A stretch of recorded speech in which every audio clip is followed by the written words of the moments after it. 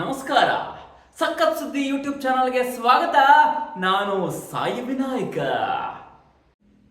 ಜೈಲಿನಲ್ಲಿ D boss ಸ್ಥಿತಿ ಕಂಡು ಕಣ್ಣೀರಿಟ್ಟ ಪತ್ನಿ ವಿಜಯಲಕ್ಷ್ಮಿ.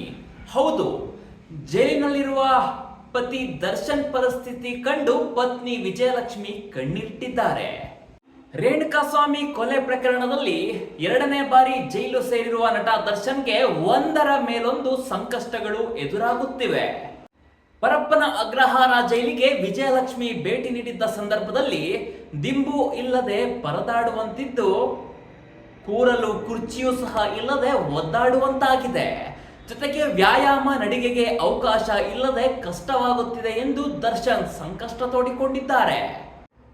ಇನ್ನು ಜೈಲಿಗೆ ಬಂದು ಗಂಟೆಗಟ್ಟಲೆ ಕಾಯ್ದು ಬಳಿಕ ದರ್ಶನ್ ಭೇಟಿಯಾಗಬೇಕು.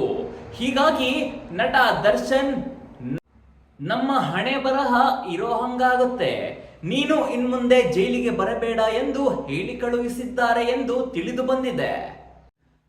ಇನ್ನು ಜೈಲಿನಲ್ಲಿ ದರ್ಶನ್ ಜೊತೆ ಮಾತನಾಡಿ ಹೊರಬರುವಾಗ ಕಣ್ಣೀರು ಹಾಕಿದ್ದಾರೆ.